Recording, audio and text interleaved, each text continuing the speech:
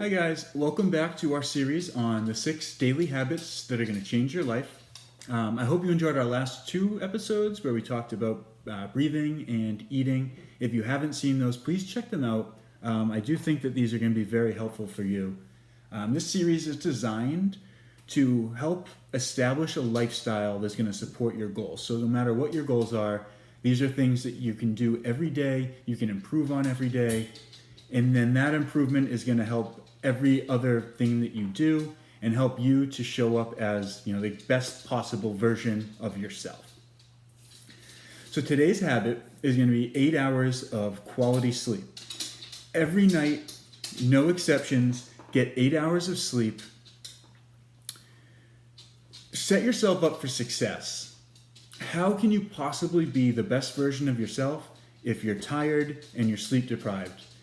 The answer is you can't. It's literally impossible to be the best version of yourself if you don't get enough sleep. Sleep is very, very important. And sort of similar to eating and breathing, it's often overlooked. It's one of those things that, we do it every day. We take it for granted. We think we can get by. Oh, I'm just a little tired. I'll be fine. But there's so much more that happens when you're sleeping. It's about more than just feeling well rested or being tired. We obviously know that when you're well rested, you're going to have a better day, you're going to be more successful, you're going to be a better version of yourself.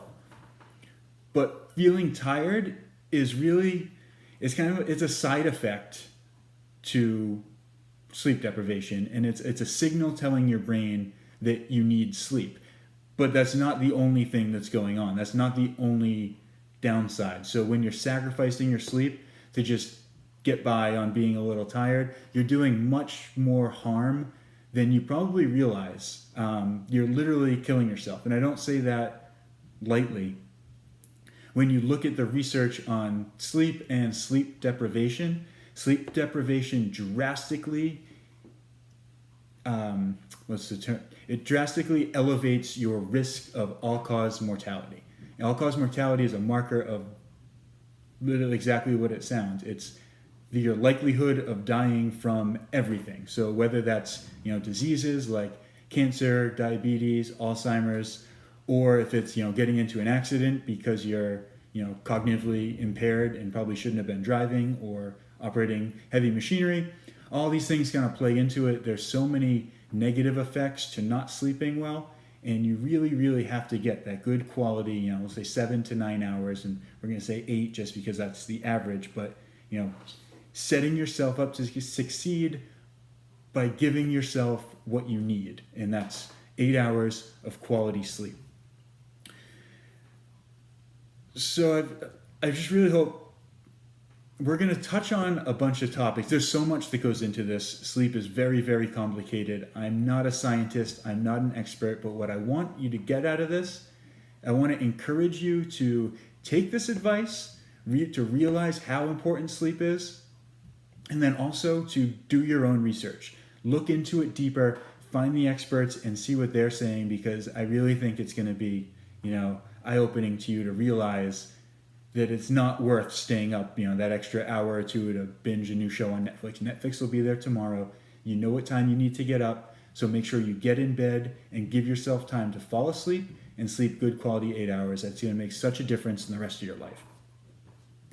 The sleep is a very weird thing when you think about it.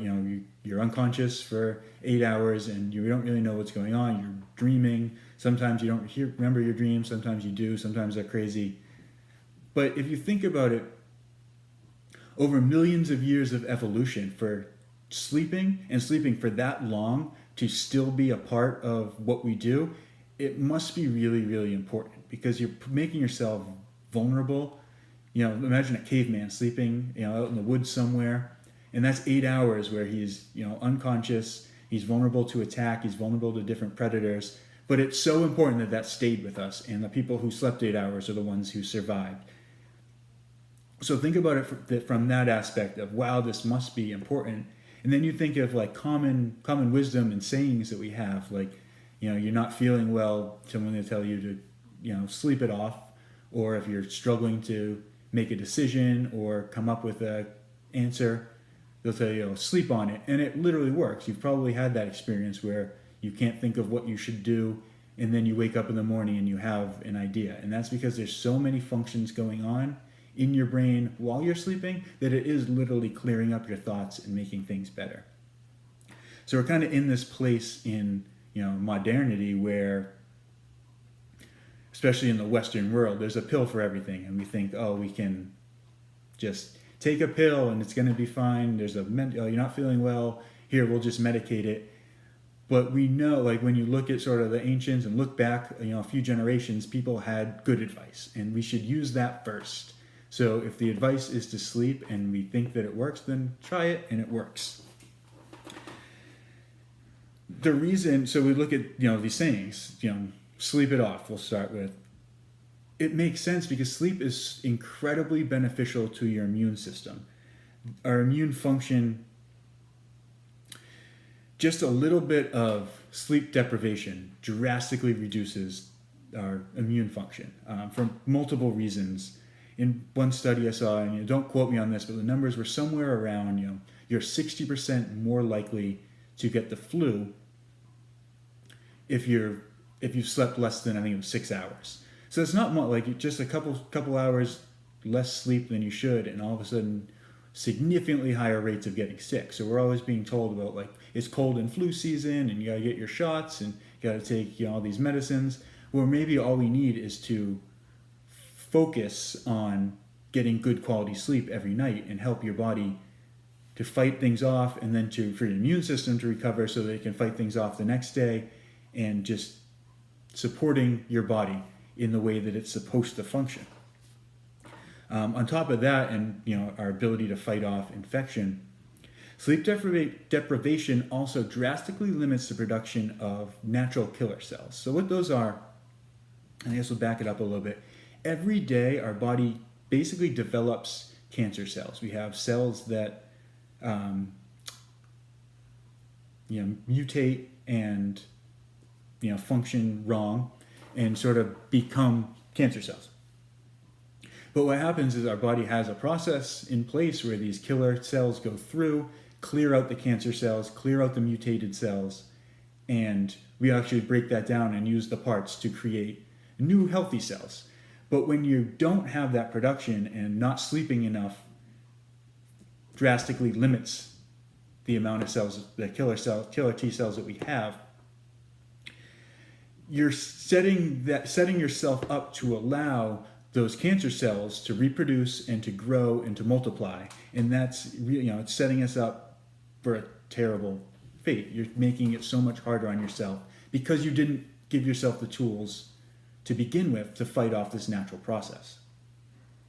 On top of cancer, which is incredibly serious, there's also other diseases that are linked to a lack of sleep. Alzheimer's and diabetes are a good example, and I'll get into that a little bit more as we talk more about hormone and nutrition and the effects that a lack of sleep has on hormone production and the way you eat, because it all ties in.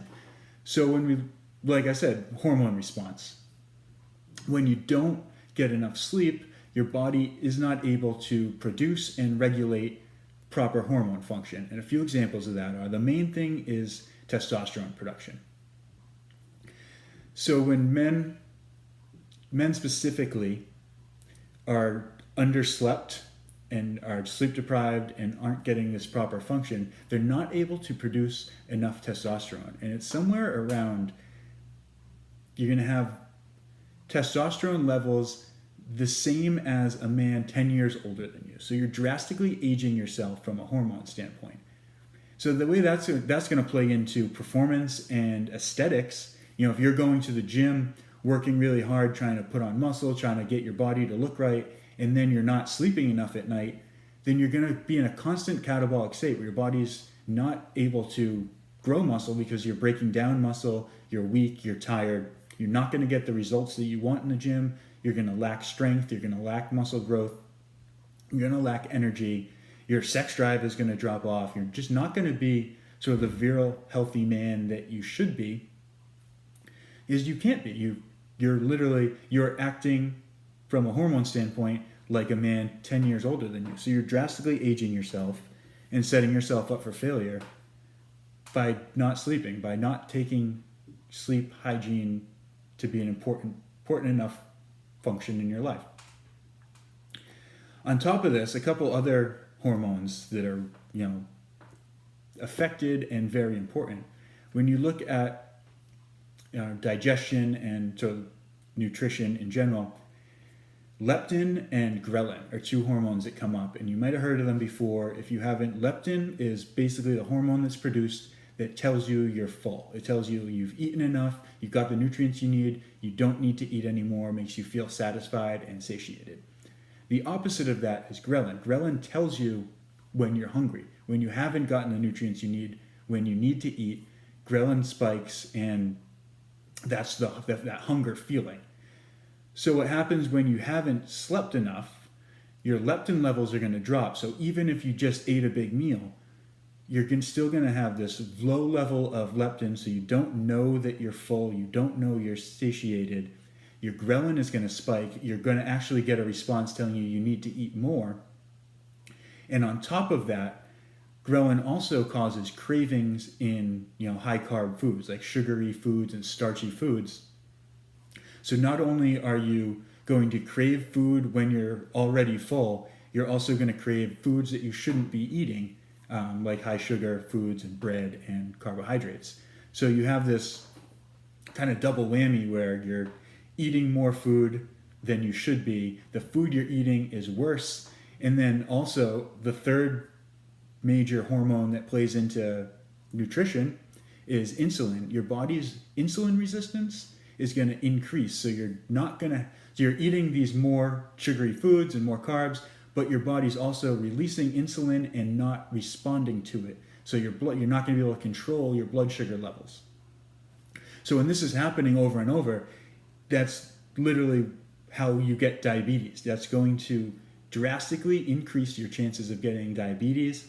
Alzheimer's works on a similar pathway, and there's even more negative things toward Alzheimer's, because on top of this, the blood sugar issues and insulin issues, your brain also has, or I guess we'll back up, your body has the mechanism, your lymphatic system, which is going through and clearing things out throughout your body, but it doesn't get into your brain. So for a long time, scientists had no idea, what actually goes in and clears out and takes care of your brain, until they realized somewhat recently that there's a process that happens while you're sleeping that has nothing to do with the lymphatic system, but the brain. There's a mechanism in place that cleans out your brain while you sleep.